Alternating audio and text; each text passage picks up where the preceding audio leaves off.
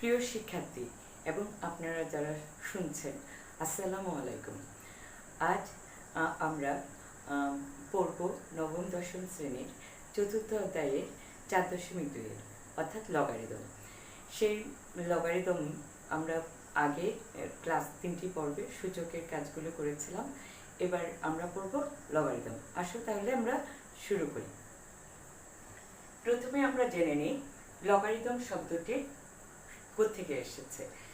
Logos logos logos শব্দ হচ্ছে অনুপাত, অনুপাত। আর রিদম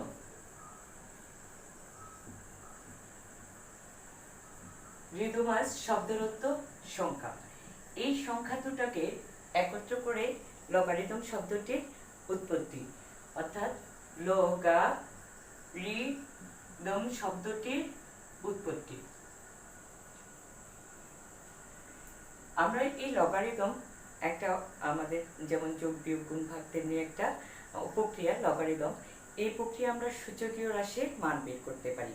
সূচকীয় রাশিগুলো অনেক বড় হয়, সেই সূচকটাকে গুণ ভাগ করার সময় আমরা লগারিদম দিয়ে করলে তাহলে খুব সহজেই আমরা সূচকীয় রাশিগুলোর মান নির্ণয় করতে পারি। হেনরি নেপিয়ার প্রথম লগারিদম শব্দটি আবিষ্কার করেন এবং প্রক্রিয়াটি আবিষ্কার করেন। আসো আমরা এবার দেখি আমাদের সূচকীয় রাশিগুলো কিভাবে লগারিদমে আকাশে আমরা প্রকাশ করতে পারি। যেমন 2 to the power 5 সমান আমরা জানি 2 to the power 4 হলে আমার কত 16। এটাকে যদি আমি লগ আকারে প্রকাশ করতে যাই তাহলে আমরা কিভাবে প্রকাশ করব? লগের মাধ্যমে লগ 16 ভিত্তিক 2 যার মান হচ্ছে কত 4, অর্থাৎ ভিত্তিক 2 এর পাওয়ার 4 হলে মান কত হয় 16। আমরা আগে সূচকীয় রাশিগুলোর মান দেখেছি। যদি হয় -4 সেক্ষেত্রেও আমরা -4 ইকুয়াল টু আমরা জানি যে 1 কত 16। সেক্ষেত্রে আমার লগ আকারে প্রকাশ করলে আমি একটা পাবো লগ ভিত্তি কত এটা, কার মান 1/16 এর মান কত হবে -4। এভাবে লগ আকারে প্রকাশ করে আমরা সূচকীয় রাশির যোগ গুণ ভাগগুলো করতে পারি। এবার আরেকটু দেখি তাহলে লগারিদম কাকে বলে। লগারিদম হচ্ছে যদি আমার a to the power x equal to n হলে আমরা লিখতে পারি x equal to log n ভিত্তি a, এতকে এত a, n কে বলা হয় log n ভিত্তি a এর লগারিদম বলা হয়। তাহলে আমরা এটাকে প্রকাশ করতে পারছি এখানে এর মান গ্রেটার দেন 0 হবে এবং n not equal to কি হবে 1 হবে, n not equal to 1 হবে। আমাদের x এর মান ধনাত্মক ঋণাত্মক দুই ধরনের হতে পারে, ধনাত্মক হতে পারবে ঋণাত্মকও হতে পারবে, কিন্তু a to the power x এর মান অবশ্যই কি হতে হবে ধনাত্মক হতে হবে।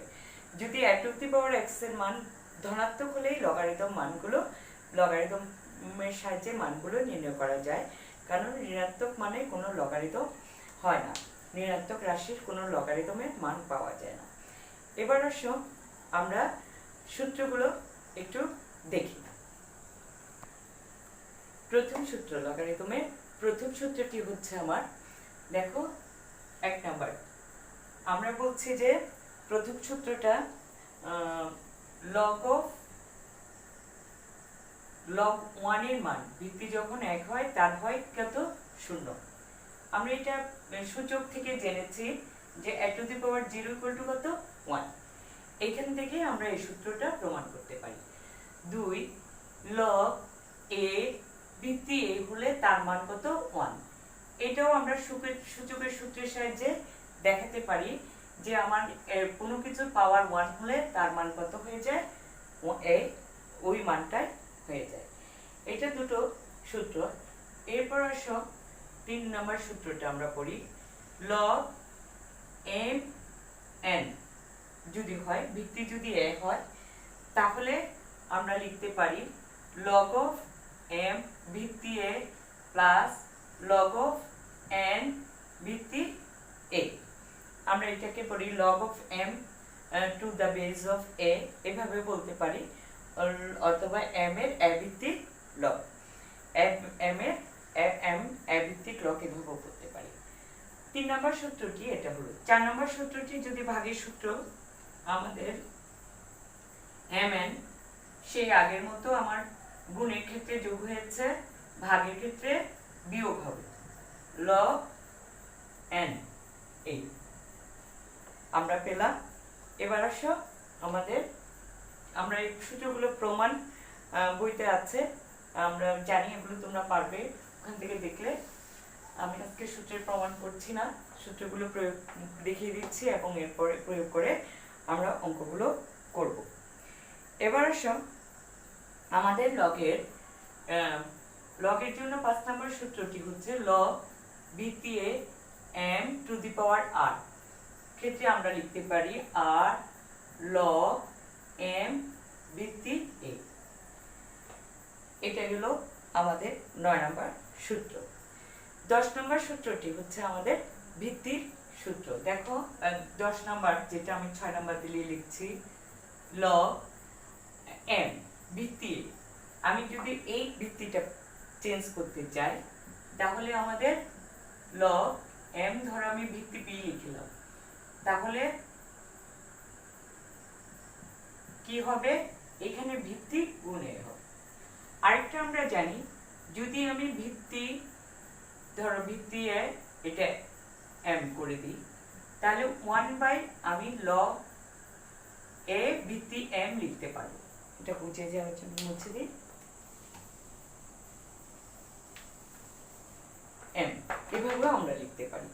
অর্থাৎ এখান থেকে আমরা লিখতে পারি log a m into log a ভিত্তি m হলে তার মান কত হয়ে যায়, 1।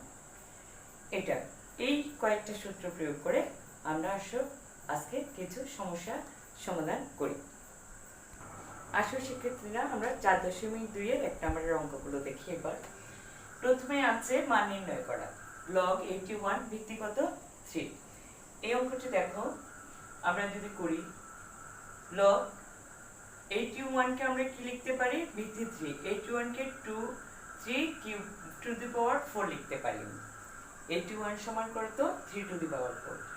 আমরা log এর সূত্র প্রয়োগ করে 4টাকে আগে আনতে পারি, তারপর log 3 ভিত্তি 3। আমরা এখানে কোন সূত্রটা প্রয়োগ করলাম, log m to the power r ভিত্তি a হলে a log m, এই সূত্রটি প্রয়োগ করেছি। এবার 4 ইনটু আমি কি করতে পারি, 1।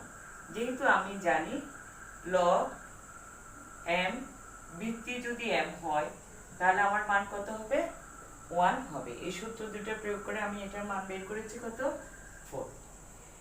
একইভাবে আমরা ক্ষয় অঙ্কটা দেখি। দেখো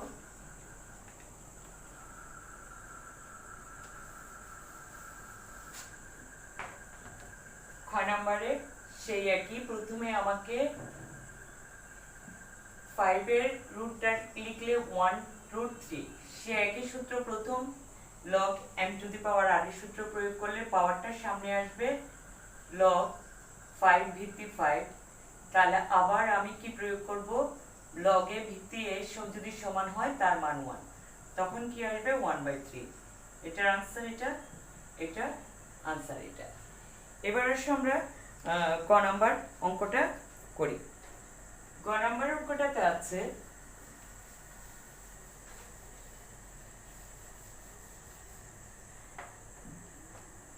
log 2 ভিত্তি 4।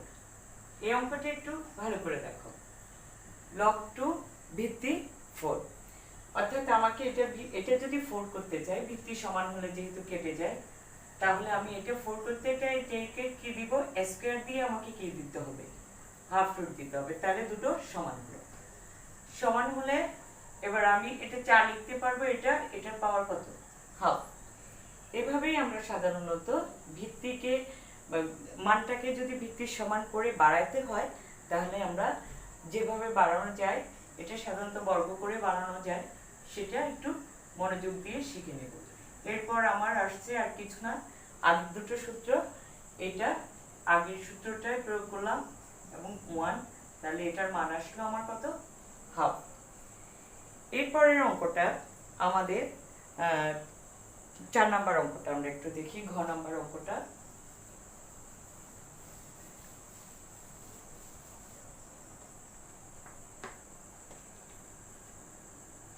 ঘ, log 400 ভিত্তি হচ্ছে 2√3 2√5। এবার আমাদেরকে প্রথমে এই জিনিসটা ভাঙাতে হবে 400। আমরা কিভাবে ভাঙতে পারি আমরা দেখেছিলাম আগে, আমাদের সূচকের অঙ্ক আমরা এই অঙ্কটা করেছিলাম। এভাবে যদি আমি একটু ভাঙি, 25 5 5 25, তাহলে আমরা 2 পেলাম কয়টি, 4টি, 2⁴ ইন্টু 5² তাহলে একইভাবে আগের অঙ্কে যেভাবে আমি পাওয়ার 4 করেছি, এটাকে যদি আমি পাওয়ার করতে যাই, 4 একই পাওয়ার করতে যাই, তাহলে আমাকে দেখতে হবে 2⁴ ইন্টু 5 ½ √4, তাহলে এটা হাফ রুট দিয়ে আমি বাইরে স্কয়ার দিয়ে হোল স্কয়ার দিই, তাহলে আমার কি হলো 2√2। দেখো এখানে আমি এই 2 2 কাটা গেলে 5 হয়, 5টাকে আমি হাফ রুট আমার প্রয়োজন সেটা আমি ভাঙিয়ে নিলাম। এবার আসো 2√5, 2 দুগুণে কত, 4, 2⁴, আর এটা মানে হচ্ছে 4√5 তাহলে আমরা একটা একসাথে লিখতে পারি 2√5 এবার সে আগের সূত্রটা যদি আমি প্রয়োগ করি, 4 log 2√5 ভিত্তি 2√5 সমান 4 ইন্টু 1 ইকুয়াল টু কত, 4। এই অঙ্কটা, এই জায়গাটা তোমরা একটু ভালো করে বুঝে নিবে। আমি এটাকে পাওয়ার সমান করার জন্য, তাহলে আমাকে এটা স্কয়ার করতে হবে। স্কয়ার রুট করার সময় আমরা এটা সংখ্যাটা ঠিক করে নিব। এইটাকে আমি হাফ রুট দিলাম, তার স্কয়ার করলাম, তাহলে এটা কেটে গিয়ে আবার 5 হবে। আমার প্রয়োজনে আমরা এভাবে অঙ্কটাকে সাজিয়ে নিব। আমি এইটার 1 নম্বরে আর কোনো অঙ্ক করছি না, পরে যেটা আছে তোমরা আশা করি হোমওয়ার্ক করবে। এরপরে 2 নম্বর অঙ্কটা আমরা একটু, আসো শিক্ষার্থীরা আমরা 2 নম্বর অঙ্কটা একটু দেখি। 2 নম্বর আছে x এর মান নির্ণয় করো। প্রথম অঙ্কটা দেখো, log x ভিত্তি 5, তার মান হচ্ছে 1। আমরা তাহলে এভাবে এখন সূচকীয় এই লগটাকে লগের মাধ্যমে যেভাবে প্রকাশ করা যায় সূচকীয় রাশিকে, তেমনি লগ থেকে আমরা সংজ্ঞা থেকে সূচকীয় রাশি অনুযায়ী লিখতে পারি x = 5³ বা আমরা জানি 5³ মানে 125, 5 5 3 বার গুণ। এটা কিভাবে লিখলাম, আমাদের n⁴x = কি আছে, n, এটাকে আমরা লিখতে পারি x = log a ভিত্তি n। এই সূত্রটি সংজ্ঞাটি প্রয়োগ করে আমি এটা এখানে প্রয়োগ করেছি। এবার খ নম্বর অঙ্কটা দেখো, খ নম্বর অঙ্কটাতে আছে log 25x = 2। সেই একই সূত্র প্রয়োগ করে, এই সূত্রটি প্রয়োগ করে আমরা পাচ্ছি কি x² এটার সাথে বর্গ, x² = কত, 25, অর্থাৎ এই জায়গায় আছে কি তো n, এটার সমান a আর এটার সমান আমার কত, x। এইভাবে এই সূত্রটির সাথে মিল করে আমরা এভাবে লিখতে পারি। তাহলে a² 25, আমরা x এর বর্গ কত, 25 এর বর্গ করতে পারি 5²। তাহলে আমরা জানি ভিত্তি সমান বা পাওয়ার সমান হলে আমার ভিত্তি সমান হবে। তাহলে x এর মান পেলাম আমি কত, এখানে 5। এবার গ নাম্বার অঙ্কটা আমরা একটু করি। গ নাম্বার অঙ্কটা তো ঠিক একই সূত্র প্রয়োগ করে আমাকে করতে হবে। আমরা করি গ নাম্বার অঙ্কটা।